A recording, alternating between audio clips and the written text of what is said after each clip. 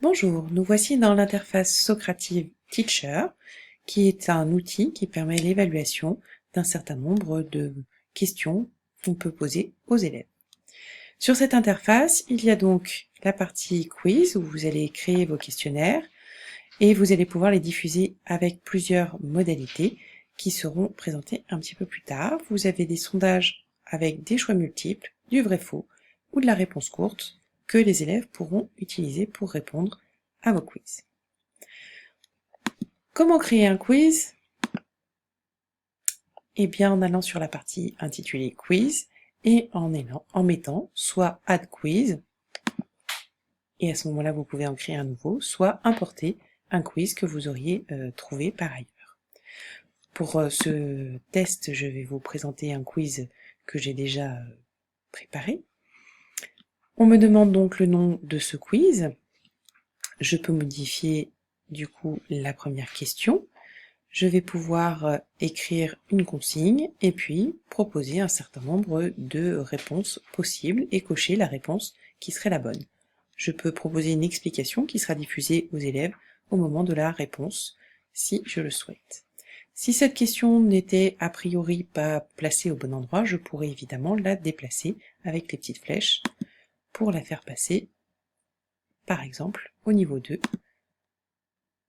On peut copier une question, on peut évidemment la supprimer et l'éditer, ce qui va permettre de modifier un certain nombre de termes qui poseraient problème.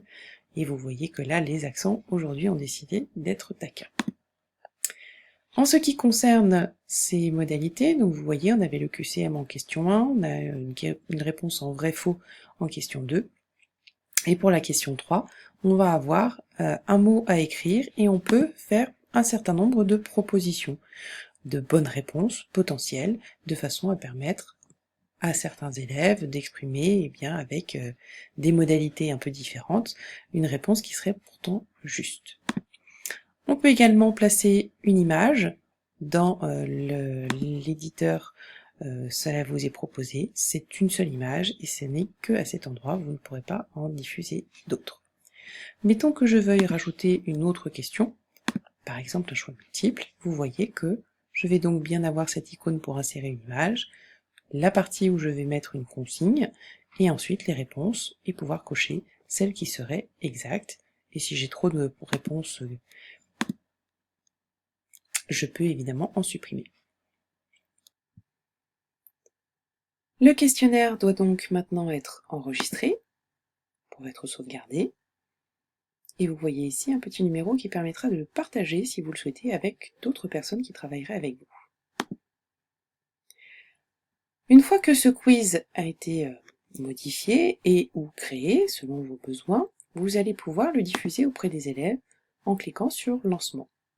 Et vous allez donc choisir la version quiz et le quiz que vous cherchez à diffuser. Voici le quiz et voici la méthode qui va être à paramétrer. La méthode de livraison va comporter plusieurs possibilités. La rétroaction instantanée, et comme vous le voyez, les élèves répondent à des questions dans l'ordre, ne peuvent pas modifier les réponses.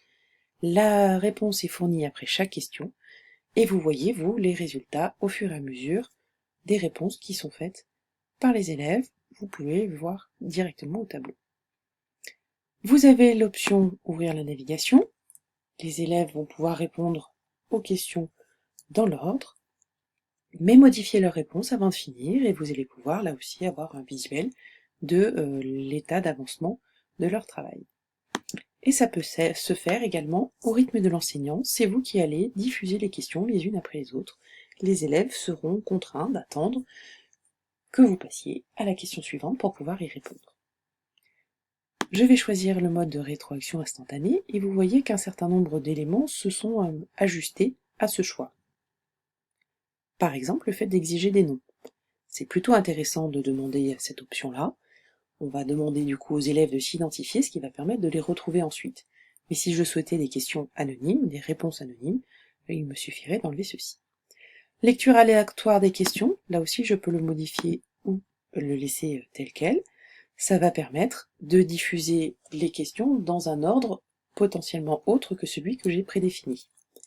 Mélanger les réponses, lorsque j'ai proposé un QCM avec des réponses A, B, C, D, eh bien les réponses peuvent apparaître dans un ordre différent selon les élèves, ce qui peut éviter la tentation de poser les yeux sur la copie du voisin.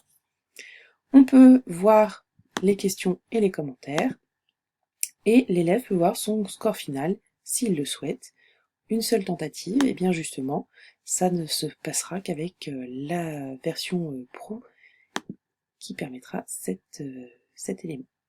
Si je lance le questionnaire avec le démarrer, à partir de ce moment-là, vous voyez que les résultats vont concerner les gens qui vont passer ce questionnaire. Et à ce moment-là, dès que quelqu'un se connectera avec cet identifiant-là, sur la partie Socrative Student, eh bien, on pourra voir les réponses aux questions qu'il va donner au fur et à mesure. Vous pouvez voir l'autre vidéo pour le constater. Une fois que tous les élèves auront passé le questionnaire, auront répondu aux questions, vous aurez un visuel de toutes les réponses qui auront été données et vous pourrez cliquer sur « Terminer » de façon à obtenir le rapport complet de ce qui aura été fait. Les options de rapport, eh bien c'est notamment obtenir le rapport qui va vous permettre, par exemple, de télécharger en format Excel, en PDF pour chaque étudiant, ou un PDF pour une question particulière, en téléchargeant, en le mettant dans votre Drive et ou en l'envoyant par courriel. La vue dossier, c'est la même que celle que vous venez de voir ici, et au lancement, la traduction est moyenne, au lancement, ça veut dire que vous aurez le résultat à la prochaine fois, à la prochaine connexion pour vous.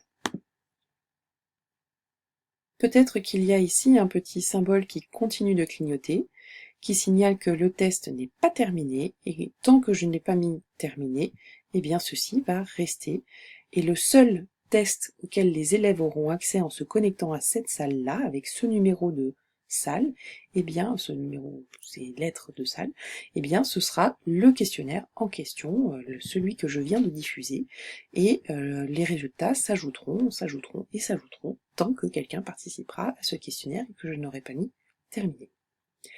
Je peux, pendant que les élèves passent ce questionnaire, aller voir le rapport d'anciens questionnaires qui auraient été passés. Et à ce moment-là, je vais pouvoir du coup consulter en téléchargeant mon petit fichier qui concerne une évaluation précédente. Cette évaluation, évidemment, va m'apparaître donc sous un format Excel, sous un format tableur, qui va me permettre de constater les points qui ont été réussis, les points qui ont été plus difficiles pour les élèves, de façon nommés, puisqu'ils sont censés avoir indiqué leur nom au début de ce questionnaire. Consulter un rapport de Socrative, cela va donc se présenter de la façon suivante.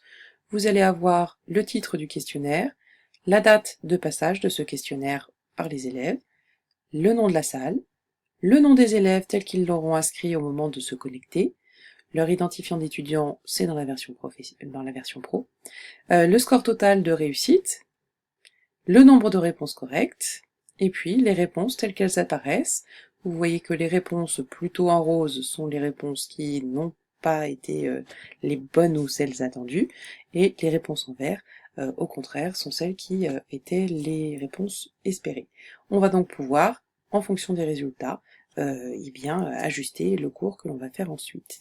Évidemment, comme c'est un système de classeurs, on va pouvoir classer les élèves en fonction des réussites à tel ou tel exercice et ou en fonction de leurs résultats afin d'ajuster la suite du cours.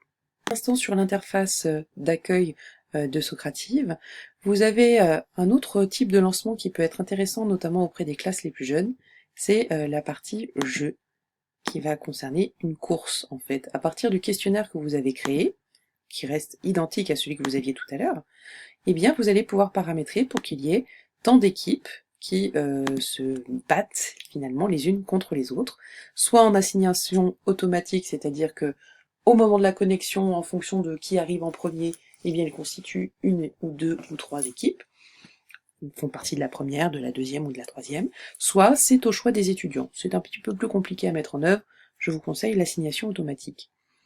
Il y a plusieurs modèles qui peuvent faire la course, on va regarder la fusée, et on peut bénéficier d'un compte à rebours si on a la version Pro qui va avec, ce qui n'est pas mon cas. Vous pouvez là aussi avoir la lecture aléatoire des réponses, le mélange des réponses parmi celles qui sont proposées, les élèves peuvent voir leur score final éventuellement, et si je lance démarrer, eh bien je vais voir ma fameuse course, et si des élèves répondaient au questionnaire au moment où je suis en train d'enregistrer, eh bien on verrait l'avancée de certaines des équipes, bien en fonction des réponses qu'ils donneraient et du nombre de résultats justes qu'ils donneraient. Ça peut être assez stimulant pour certains élèves, notamment parmi les plus jeunes. Toujours le même principe, terminé. Et là, si je mets vue dossier, eh bien, je vais retrouver le même format que tout à l'heure avec les réponses et les résultats selon les questions qui auront été posées. J'espère avoir été claire et concise. Je sais que cet enregistrement n'est pas parfait, je vous prie de m'en excuser. Je débute. À très bientôt malgré tout.